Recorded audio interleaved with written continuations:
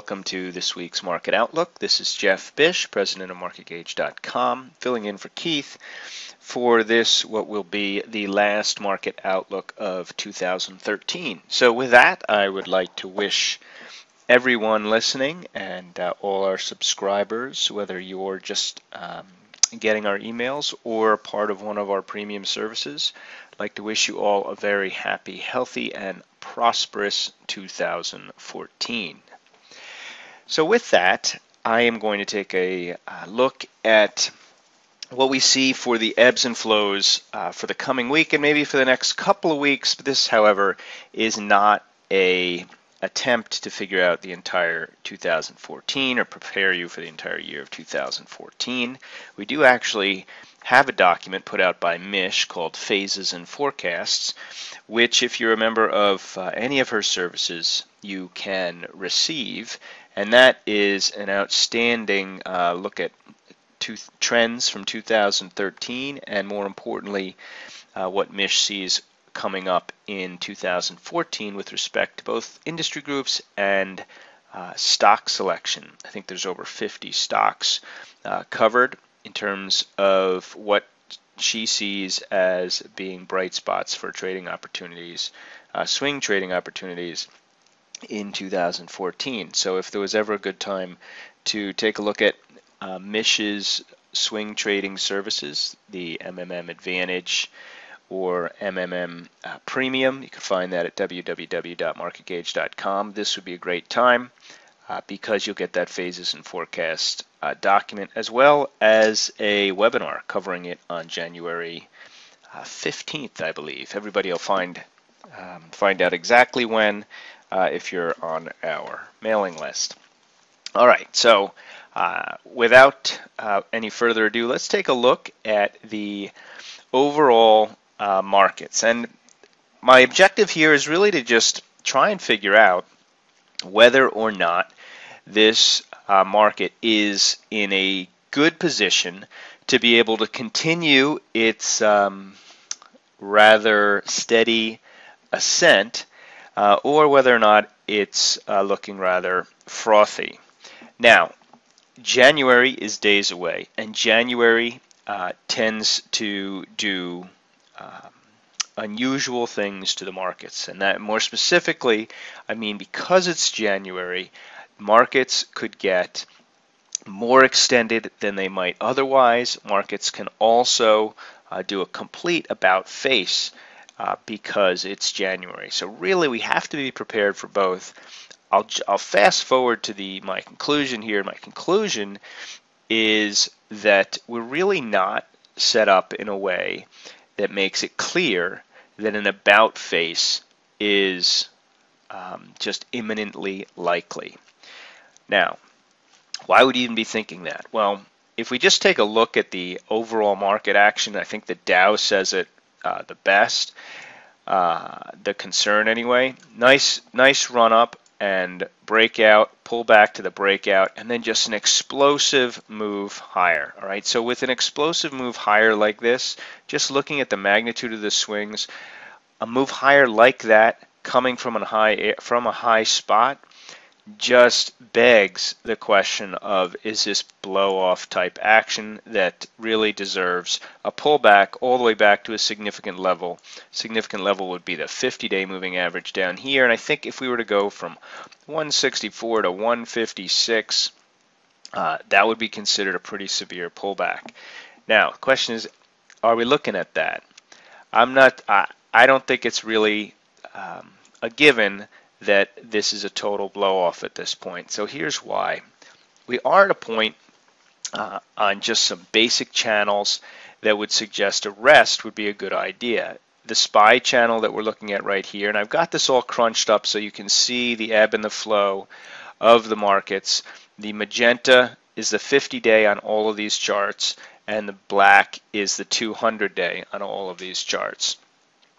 So in terms of the SPYs, you can see that after the Fed decision to taper here, which was responded to with a very bullish day, touched the 50 down here, and we've been kind of straight up since in holiday trading. But the result of it is still very logical in terms of channels. Here's the channel bottom, here's the rough channel bottom, draw a parallel line, we're right up near the top. Is it always going to stop at the top?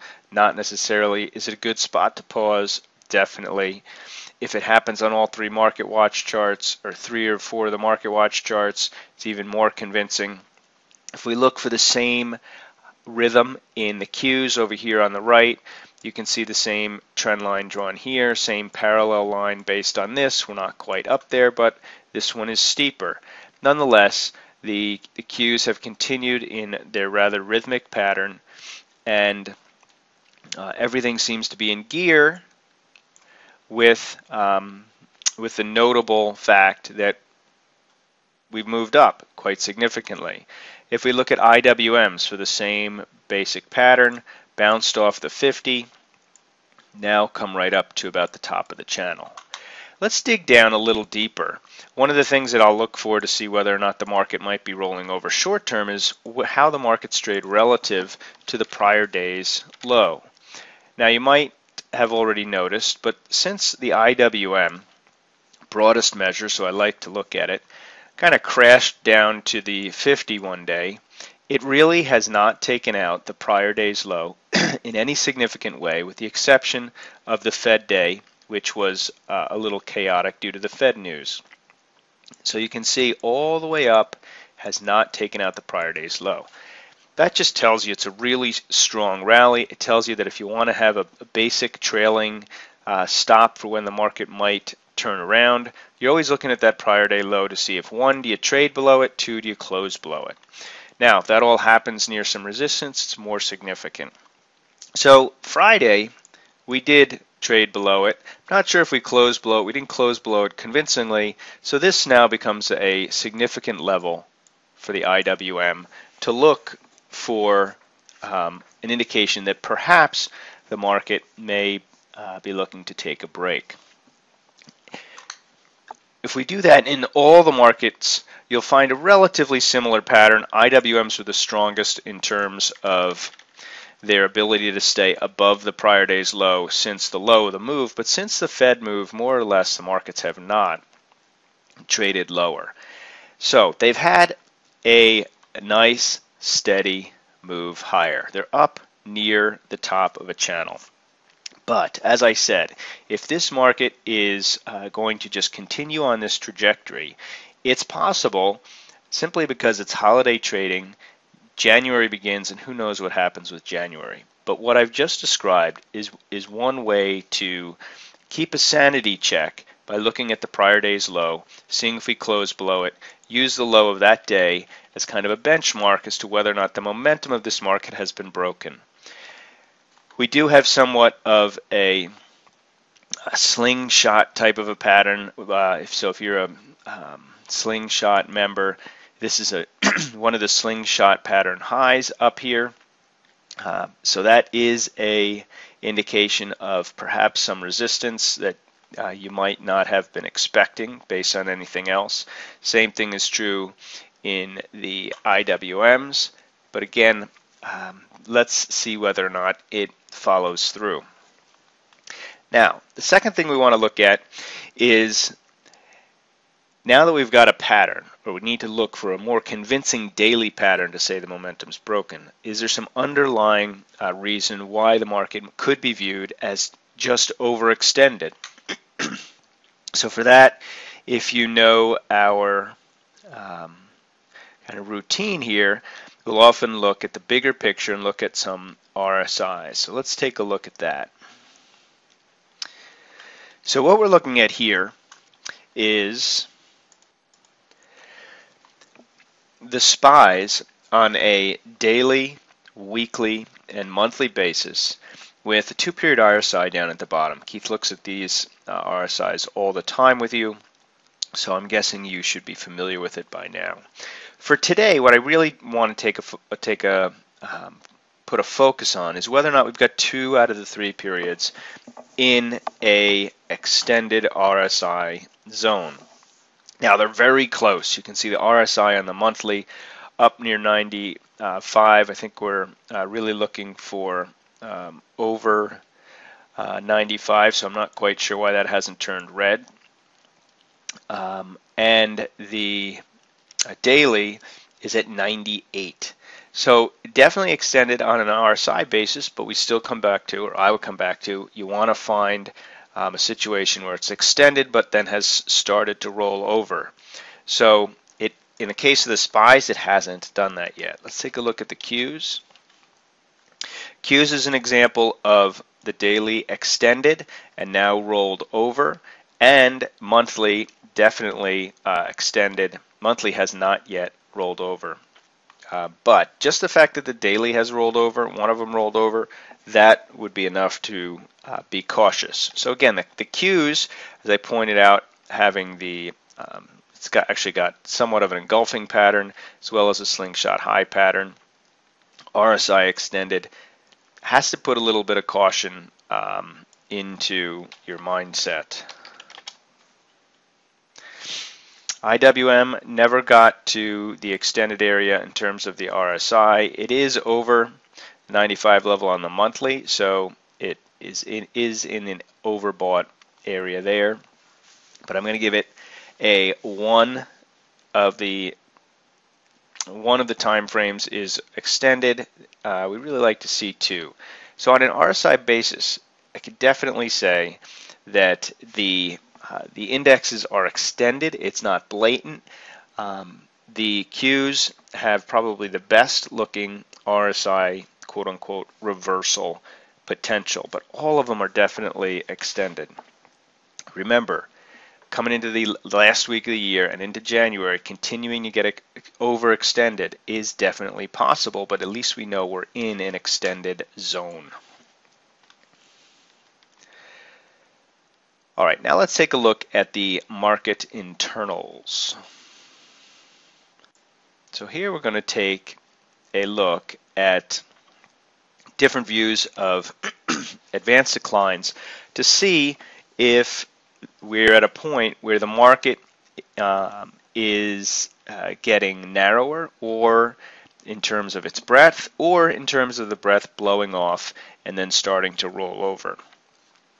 So probably the best summation of this view is the McClellan. And we look at the McClellan all the time, but the McClellan right now isn't telling us a whole lot.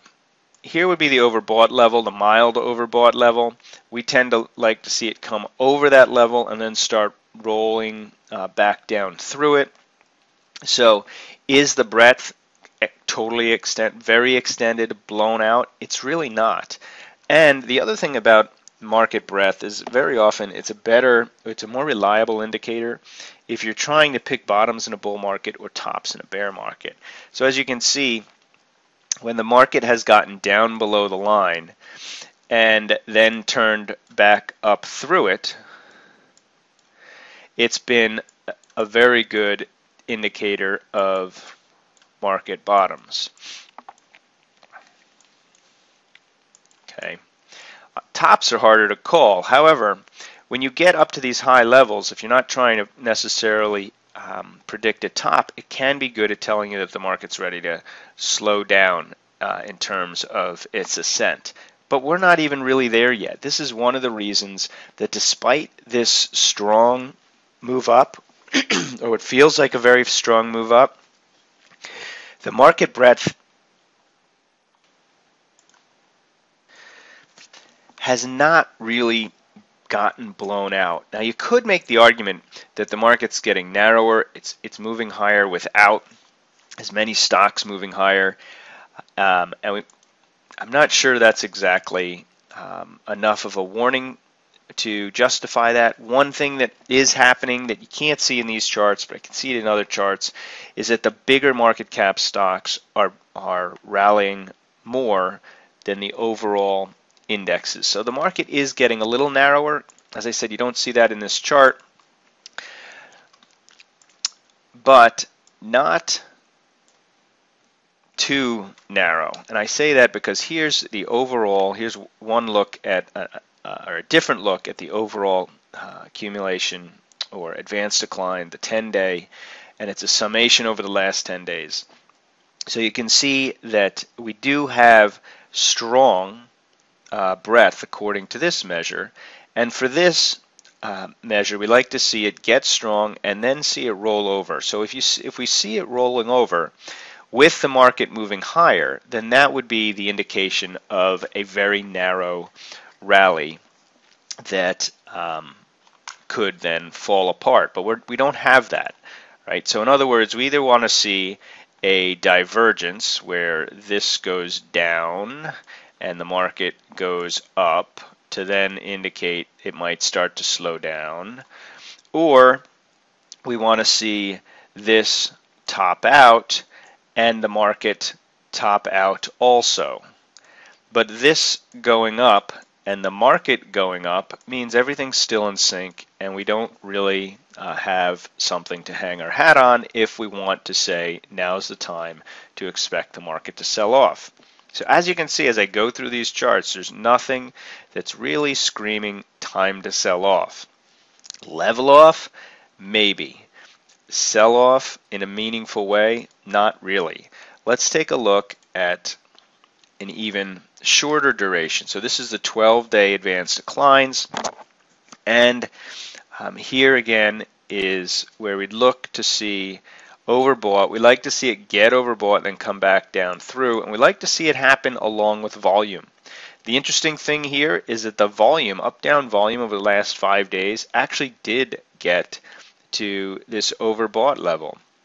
So on a very short-term basis, if the market were to go sideways, I wouldn't be surprised based on this, but this indicator is a way to kind of fine-tune when the other indicators are telling you we're really overbought, we're ready to roll, we just got to time it. I'm not saying that about the other indicators. So this is a very short-term one. If we sit here for a couple days, I wouldn't be surprised based on this.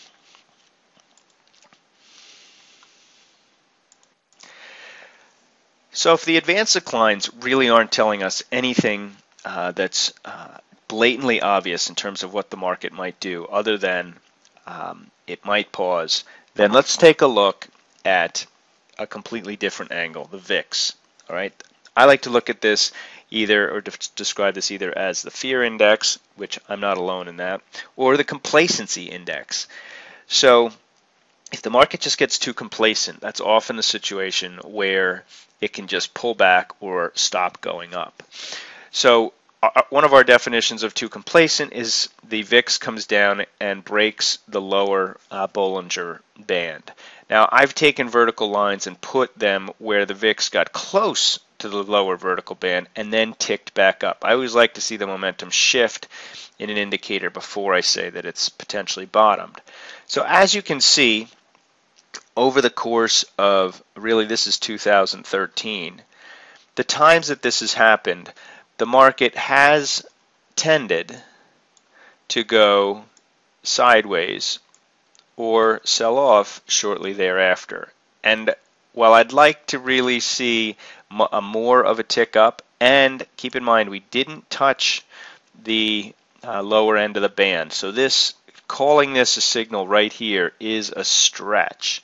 But it's definitely a heads up that in terms of complacency, the market's reached a level that's typically been a level of complacency. Now again, picking a top in a bull market is a dangerous game, and while all of these situations this year have been temporary tops, they haven't been a significant top. And this is I'm never going to use this to say this is a significant top. Again, it's only should there be a pause here. All right. So all this, if we just look at the stocks, all this would point to, here comes January. Are we going into January in an extremely overextended situation where January is more likely to be a complete reversal than a situation where traders and large funds decide it's a new year, I got to get in, and they run it up the way they did in 2013? And the answer is, I don't think we're so extended that the large players are going to look at January and say, time to take some profits and look for a better opportunity later this year, and that would lead to a sell-off. I don't know. We will watch how the market goes in January very closely. So, and we have patterns that we'll look for in January, and you'll hear about those coming up. But for right now, I don't think that the stocks are telling you that it's an obvious do either way. So look for the daily patterns. Follow the daily patterns like the one I just described earlier. Where are we relative to the prior day's low? Slingshot patterns if you're a part of that. And be ready for the market to move in either direction. If I had to pick a bias, I'd say I wouldn't be surprised to see a little bit of a rest here. I'd be more aggressive about that if it wasn't the end of the year and the momentum is so strong to the upside, which would lead me to have a bias where the market could be easily pushed up. Now, before I wrap up, there is another component of the market that we often look at, and it's at a very interesting spot right now, and that is interest rates. Interest rates are likely to be a big part of the market discussion in 2014. They've long-term rates, or I should say the 10-year rate has now doubled since its peak in 2012. For all kinds of fundamental and economic reasons, people are going to be focused on the rise in rates. And from a technical point of view, rates are at a really interesting level here. If we look at the TLTs, which is the ETF that covers the 20-year. So I'm saying they're at an interesting level because they've just broken down from a big daily, weekly, and monthly level.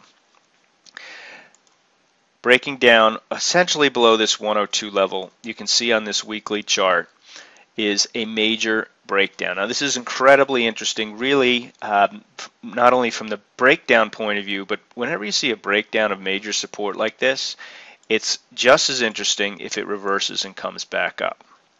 Why would it? I'm not sure, but we let the market tell us what the market wants to do as opposed to predicting what the market, what we think the market should do. This pattern here is very bearish for TLT, which means rising rates as this goes down. And so if we just follow this breakdown as from a bearish point of view, we've got some interesting levels, and I'm going to cover in a minute. Let's, however, take a look at what it looks like on a daily basis to drill down. All right, so on a daily basis, this is the same line. Right, we're breaking down essentially through the 102 level. And this is the 50-day, and this is the 200-day. So on a daily basis, we've got this is the support, which we've just broken convincingly. And I would put this, let's say, back up to the 105 as the range. So if this breaks down from 101, you're going to see in a second that a major move down before some support is definitely probably what we should be looking for. But the heads up would be that if we come back up, if we immediately come back up through this, you've also got a big move to the upside that you could see almost back up to 105. It doesn't turn the whole picture of rates around, but that's the range that rates have been trading in.